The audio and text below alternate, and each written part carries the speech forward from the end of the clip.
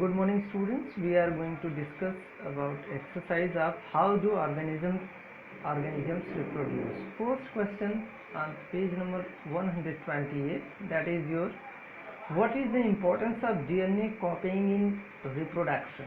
Reproduction के समय में DNA कॉपी बनने से क्या इसका इम्पोर्टेंस इसका क्या है, इसका महत्व क्या है, आइए जानते हैं।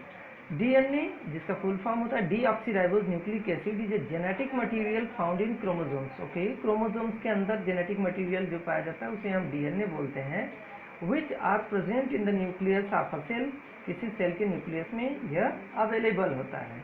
The DNA is the formation site, information site for making proteins and each specific types of protein leads to a specific type of body design. Okay, DNA जो होता है ये इंफॉर्मेशन साइट होता है, यह स्पेसिफिक टाइप के protein को वह बनाता है जिससे स्पेसिफिक टाइप का बॉडी डिजाइन बनता है।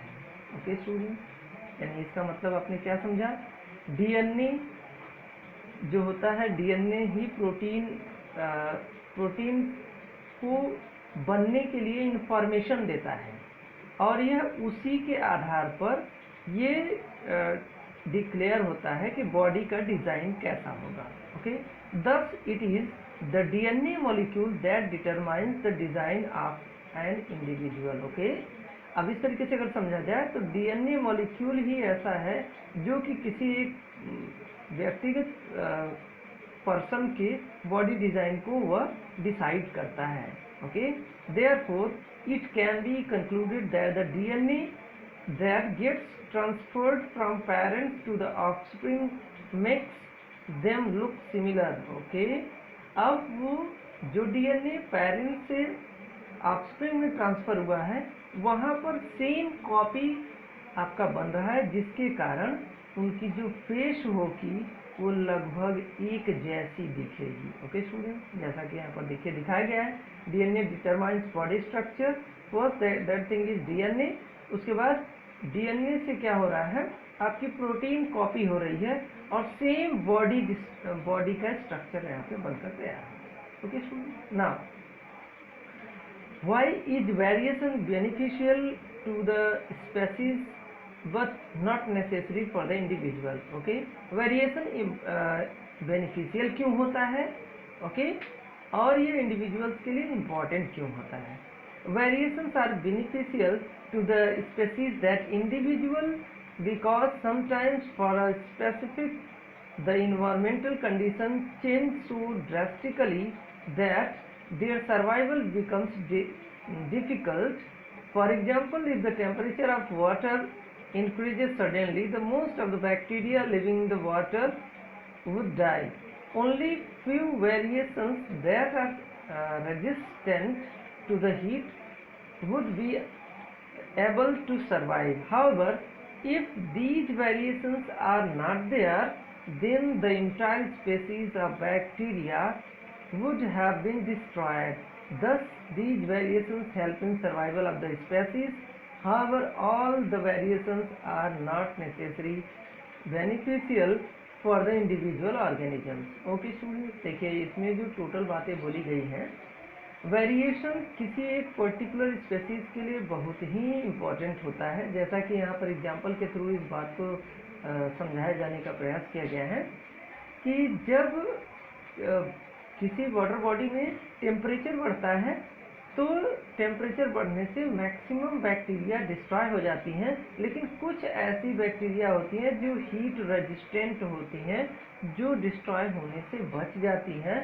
एज अ रिजल्ट क्या हो जाता है कि बैक्टीरिया की पूरी स्पीशीज खत्म होने से बच जाती है। इस तरीके से देखा जाए तो ये बहुत ही बेनिफिशियल होता है, लेकिन यह नेसेसरी नहीं है। Okay, now page number 133, question number 1, that is how does binary fission differ from multiple fission. okay students, देखिए बाइनरी फिजन में और मल्टीपल फिजन में अंतर क्या है, आइए समझ लेते हैं। यहाँ पर देखते हैं पेरेंट सेल है, न्यूक्लियस डिवाइड हुआ है साइटोप्लाज्म से, और इस तरीके से दो डॉटर आपके दो डॉटर सेल्स बने हैं। Okay, in binary fission single cell divide into two equal halves, एक सिंगल सेल लगभग दो बराबर भागों में डिवाइड होता है, जैसा कि अमीबा और बैक्टीरिया में आपने देखा है। Now in multiple fission a single cell divides into many daughter cells simultaneously. Okay, amoeba and plasmodium divides by multiple fission. अब देखिए क्या होता है यहाँ पर मल्टीपल फिजन में आपको एक ही सिंगल सेल के अंदर नंबर ऑफ डिविजन्स होने के बाद तब जाकर वह सेल रप्चर होता है, ब्रेकडाउन होता है, और इस तरीके से जो होता है एक ही सेल के अंदर कई डिवीजन होते हैं, बट जबकि यहाँ पर क्या हुआ बाइनरी में केवल वो दो पार्ट्स में ही डिवाइड हुआ है। Now how will an organism be benefited if it reproduces through spores? Okay, spore के थ्रू अगर यह रिप्रोडक्शन करता है तो ये बेनिफिटेड किस तरीके से हुआ?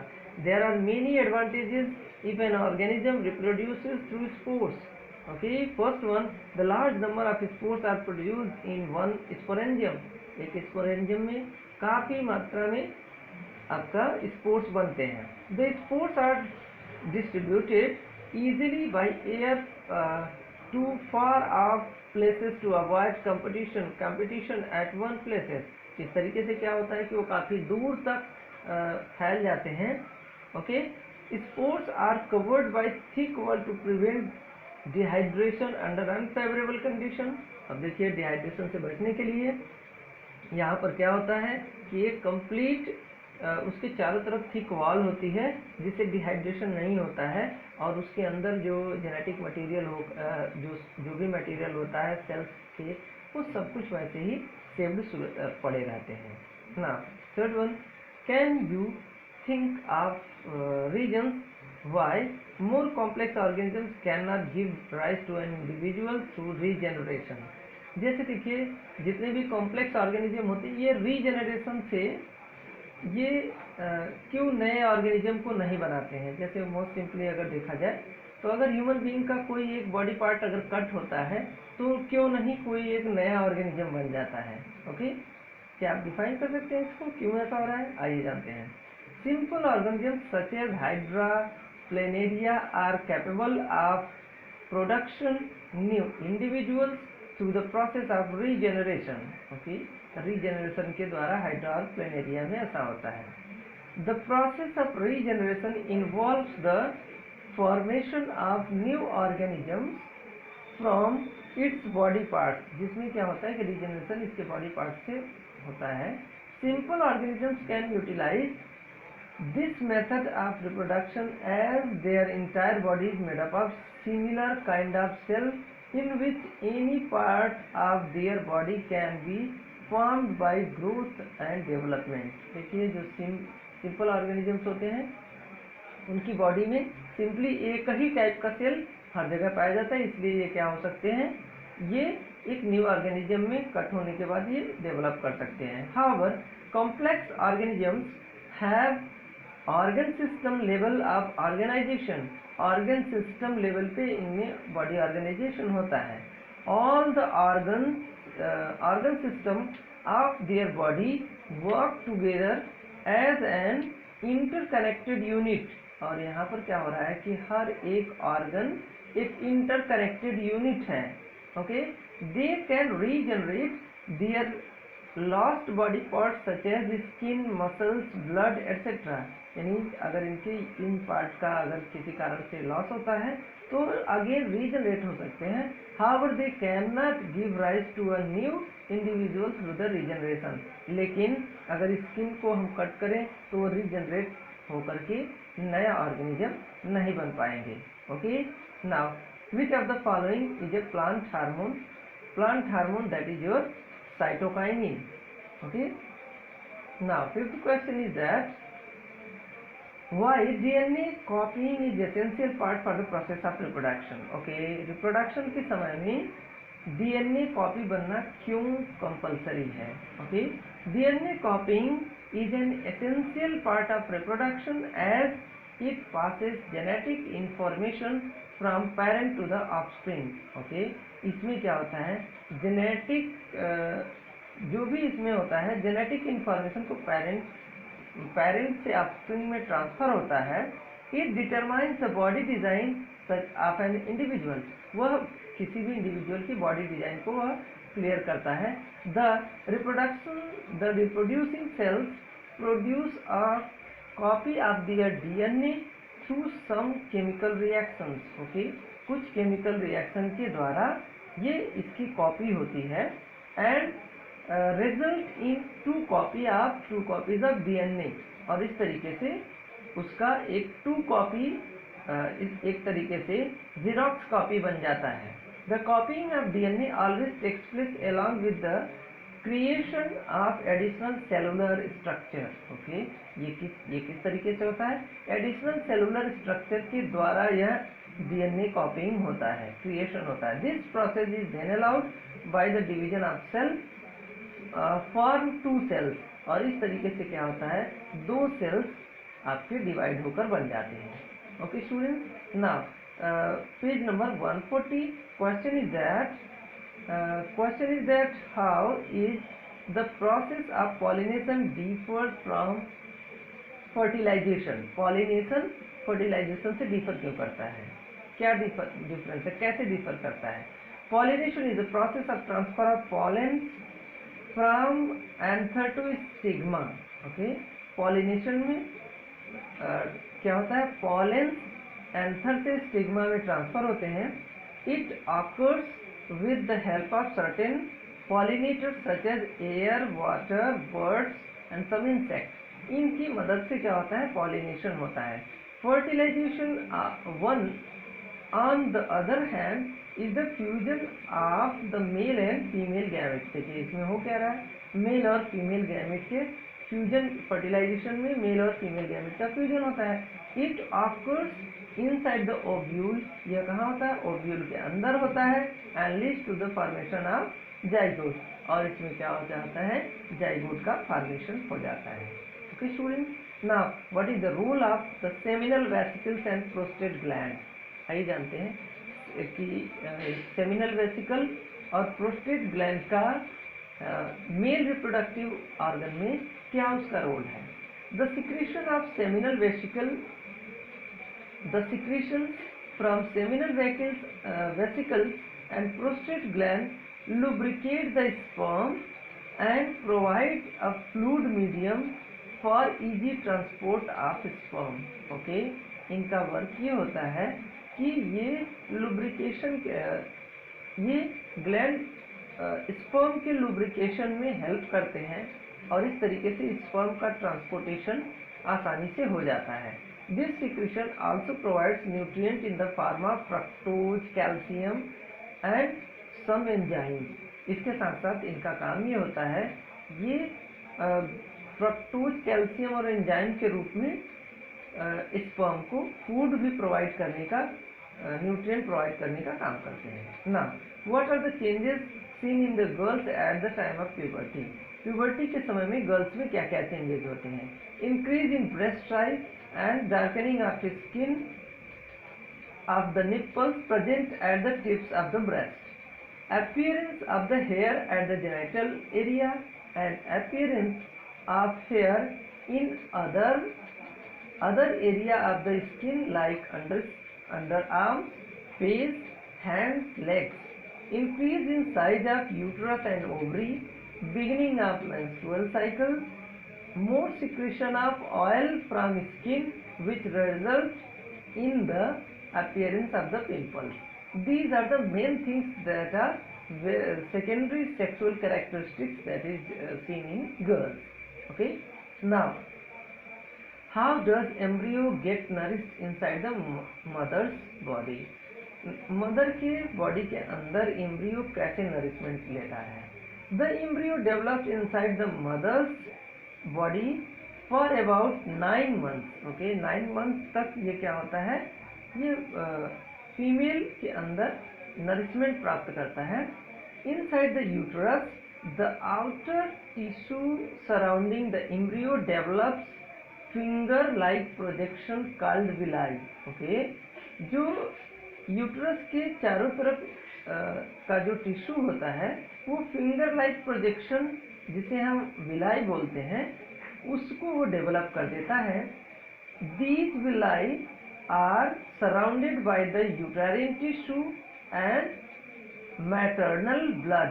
अब इनका काम क्या होता है, ये जो माँ का जो ब्लड है और इसके साथ साथ ये यूटेरिन टिश्यू के माध्यम से ये फीटस को क्या उपलब्ध कराते हैं, फूड, न्यूट्रिएंट एंड ऑक्सीजन उपलब्ध कराते हैं। They provide a large surface area for the exchange of gas, oxygen and nutrient. इसके साथ साथ ये ऑक्सीजन और न्यूट्रिएंट को ये ट्रांसफर करने में ये मदद करते हैं, सरफेस एरिया को बढ़ाकर अधिक से अधिक ऑक्सीजन और न्यूट्रिएंट प्रोवाइड कराने का मदद करते हैं। Also there is a special tissue called placenta which is embedded in the uterine wall. इसके साथ साथ यूटेरिन वॉल में एक स्पेशल टिश्यू जिसे हम प्लेसेंटा कहते हैं वो लगा हुआ होता है। Okay, the embryo receives the oxygen nutrients from the mother's blood via the placenta. Okay, mother blood से होकर के प्लेसेंटा के माध्यम से जो एम्ब्रियो होता है वो न्यूट्रिएंट्स और ऑक्सीजन को रिसीव करता है। The waste materials produced by the embryo are also removed through the placenta. इसके साथ साथ जो वेस्ट मटेरियल्स होते हैं ये भी एम्ब्रियो के द्वारा रिमूव कर दिए जाते हैं। Okay, if a woman is using a copper tea, will it help in protecting her from sexually transmitted diseases? Okay, no, using a copper tea will not provide a protection from sexually transmitted diseases as it does not prevent the entry of semen. Okay, it only prevents the implantation of the embryo in the uterus. Okay, ये केवल क्या करता है, uterus में embryo की implantation को ही रोकता है, इसलिए ये सेक्सुअली ट्रांसमिटेड जो डिजीजेज होते हैं उसे प्रोटेक्ट करने में ये हेल्प नहीं करता है।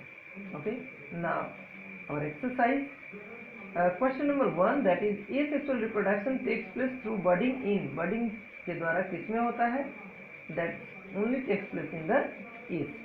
Okay, second question, which of the following is not a part of female reproductive system in human beings? Okay, that is your was difference. Was difference किसका पार्ट होता है, that is your male reproductive organ. Okay, the anther contain, anther में कौन सा भाग इसमें का होता है, that is your pollen grain. Okay, now fourth question is that what are the advantages of sexual reproduction over asexual reproduction? Okay, what are the advantages of sexual reproduction over asexual reproduction? Okay, इन दोनों में कौन सा अधिक advantages है? Okay, सबसे अधिक लाभप्रद कौन सा है? एडवांटेजेस ऑफ सेक्सुअल रिप्रोडक्शन, आइए जानते हैं इसको। In sexual reproduction more variations are produced. ये सेक्सुअल रिप्रोडक्शन सबसे बेहतर होता है क्योंकि इसमें वेरिएशंस अधिक से अधिक होते हैं।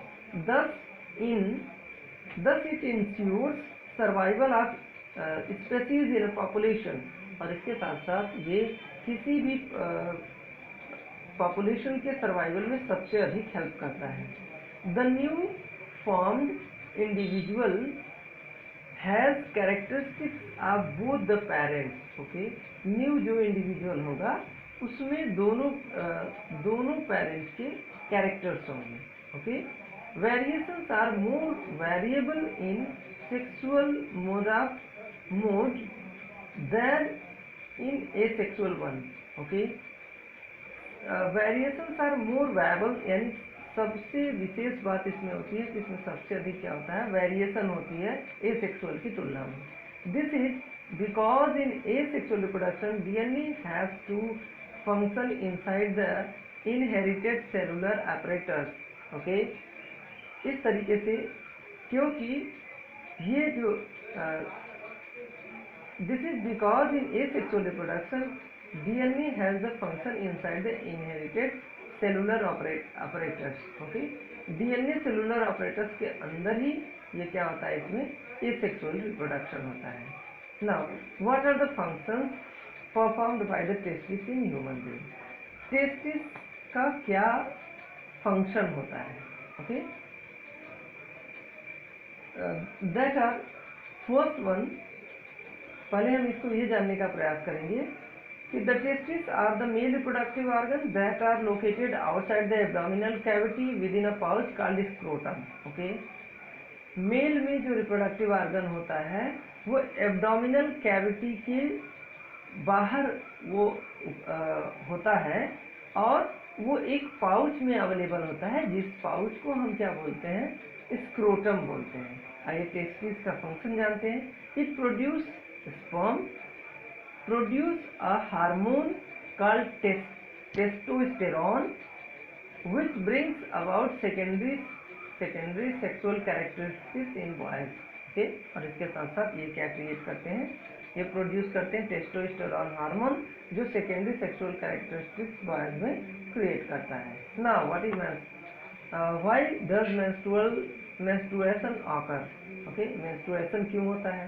Menstruation is a process in which blood and mucus flows out every month through the vagina. This process occurs every month because one egg is released from the ovary every month. At the same time, the uterus prepares itself to receive the fertilized egg. Okay. Then thus the inner lining of the uterus gets thickened and it is supplied with blood to nourish the embryo. It is, if the egg does not get fertilized, then the lining of the uterus breaks down slowly and gets released in the form of blood and mucus from vagina. Okay, that's the answer. Draw the well level diagram from longitudinal section of a flower. You can see like this, that is carpel, stamen, petal, petal and sepal. Now your question is that what is the different method of contraception? Okay, contraception की different methods क्या हैं? First, natural method. It involves avoiding the chance of meeting the sperm with ovum. In this method, the sexual act is avoided from the 10 to 17 of menstrual cycle because during the period ovulation is expected and therefore the chance of fertilization are very high. That is our natural method. And barrier method. In this method, the fertilization of ovum and sperm is prevented with the help of barriers. Barriers are variable for both males and females. Condoms are barriers made of thin rubber that are used to cover penis in male and vagina in the female. Oral contraceptives. In this method, tablets and the drugs are taken orally. These contain small dose of hormone that prevent the release of eggs and thus fertilization cannot occur. Okay, contraceptive pills क्या करते हैं? ये hormone create करते हैं जो कि eggs को fertilise होने से प्रिवेंट करते हैं. Okay, now implants and surgical method. Okay, surgical method क्या होता है? In contraceptive devices such as the loop of copper T are placed in the uterus to prevent the pregnancy. Some surgical methods can also be used to block the gamete transfer. It includes the blocking of vas deferens to prevent the transfer of sperm through a vastomy. Okay, vastomy. Similarly, fallopian tube of female can be blocked so that the eggs will not reach the uterus, known as tubectomy. Okay, यानी इस तरीके से दोनों system में क्या हो रहा है, यहाँ से स्पर्म रिलीज होने को मेल से स्पर्म को एग तक पहुंचने से रोका जा रहा है, और फीमेल्स में क्या हो रहा है, यूट्रस तक एग को पहुंचने से रोका जा रहा है with the help of surgery. Okay, now our 9th question is that how are mode of reproduction differ in unicellular and multicellular. आइए देखते हैं यूनिसेलुलर और मल्टीसेलुलर में रिप्रोडक्शन में क्या अंतर होता है। In unicellular organism, reproduction occurs by the division of the entire cell. Okay, unicellular में पूरे सेल में डिवीजन हो जाता है। The modes of reproduction in unicellular organisms can be fission, budding, ये चाहे fission से हो सकता है या budding के द्वारा हो सकता है। Whereas in multicellular organisms, specialized reproductive organs are present. Multicellular organ में reproductive organs होते हैं। Therefore, they can be reproduced by complex reproductive methods such as vegetative propagation, spore formation. Okay, क्योंकि ये मोस्ट एडवांस होते हैं, इसलिए इनके साथ ये या तो वेजिटेटिव प्रोपेगेशन से होता है या स्पोर फॉर्मेशन से होता है। In more complex multicellular organisms such as human being and plants, the mode of reproduction is sexual. Okay, अब ये तो कॉमन की बात थी, लेकिन मोस्ट कॉम्प्लिकेटेड जो होते हैं, मोस्ट कॉम्प्लिकेटेड, उनमें जो ये सिस्टम होता है ये आपका सेक्सुअल रिप्रोडक्शन के द्वारा ही होता है। Now 10th question, how does reproduction help in providing stability to the populations of species. Species की पॉपुलेशन को ये कैसे स्टेबिलिटी यानी स्थिरता प्रदान करने में मदद करता है। Living organisms reproduce for the continuation of a particular species. Okay, very simple.